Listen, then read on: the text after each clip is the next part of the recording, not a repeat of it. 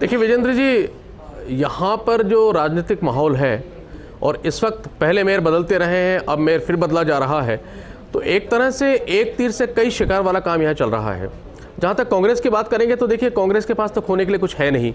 अगर कांग्रेस पा सकती है तो पाएगी इसके अंदर, और कांग्रेस ये चाहती है कि इस चुनाव के माध्यम से दो काम हो। पहला काम, भारतीय जनता पार्टी की जो आंतरिक गुटबाजी है वो सामने आए और ये पता लगे कि कौन सा गुट किसको हराने के लिए काम कर रहा है और उसके बीच में कांग्रेस अपना हित साध ले। दूसरा,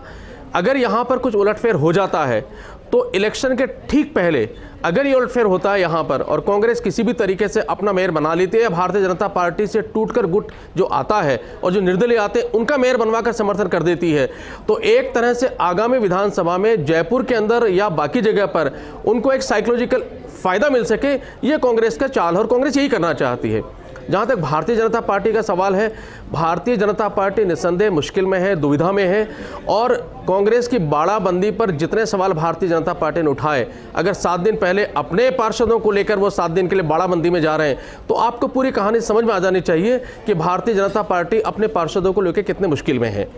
जहाँ तक सवाल यह है कि भारतीय जनता पार्टी में क्या होगा, तो देखिए भारतीय जनता पार्टी में गुटबाजी इससे कोई इनकार नहीं कर सकता, और ये भी तय है कि जो वर्तमान शील धाबाई हैं उनको किसका वरद है वो आपको पता है, क्योंकि ये वसुंधरा गुट की मानी जाती हैं। उसके पहले जो मेयर थी सौम्या गुर्जर, वो पूनिया गुट की थी, और जो सुप्रीत का नाम चल रहा है जो सबसे ऊपर चल रहा है इस समय, वो भी पूनिया गुट की है।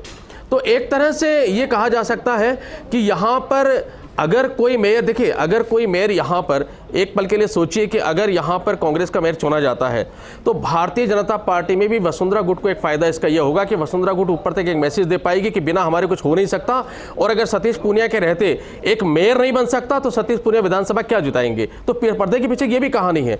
दूसरा, जो विधायक है उनको डर ये है कि अगर ये कह रहे हैं कि वर्तमान स्थिति में अगर किसी पर प्रेशर है तो प्रदेश बीजेपी पर प्रेशर है, बाकी सबके ऊपर से प्रेशर रिलीज है। हाँ, प्रदेश बीजेपी प्रेशर है क्योंकि अंदर अंदर गुटबाजी काफी अच्छे स्तर पर है। दूसरा सवाल ये कि जो यहाँ समितियां चूंकि बनी नहीं है, चेयरमैन बने नहीं है, काम सड़क पर हो नहीं रहे हैं, गंदगी का आलम है, तो वो असंतोष भी पार्षदों के अंदर कहीं कहीं है। चूंकि 1.25 साल अभी कांग्रेस की सरकार है, तो पार्षदों में एक चीज और भी है कि भारतीय जनता पार्टी के जो निर्दलीय है स्पेशली, और उनके साथ जो बीजेपी के लोग जा सकते हैं कि हम 1.25 साल सत्ता के साथ रहकर हम काम करवाएं, फायदा उठाएं, अपनी मजबूत जड़ें करें, या भारतीय जनता पार्टी के साथ जाकर के, विपक्ष के साथ जाकर के वापस से हम फिर उसी उलझन में उलझ जाएं। तो बहुत सारी कहानियां यहां पर होने वाली है। और बाड़ाबंदी का जहां तक सवाल है, तो देखिए बाड़ाबंदी तो सीधी सीधी बात है कि बाड़ाबंदी इटसेल्फ 7 दिन के लिए अगर की जा रही है, उसको आप प्रशिक्षण का नाम देते, प्रशिक्षण 1 दिन का हो सकता है, 2 दिन का हो सकता है। हमने वो भी प्रशिक्षण शिविर देखे हैं जिसमें प्रशिक्षण होता ही नहीं है, अंत तक नहीं, वो नहीं है, प्रशिक्षण है ही नहीं है, ये तो प्रशिक्षण है ही नहीं। ये तो जो बीजेपी का डर है अपने पार्षदों को लेकर, उनको किसी तरह बचाए रखने और कोई दीवार कूद कर वापस ना चला जाए, उससे बचने के लिए सारा कुछ किया। नीरज जैन जी, कितने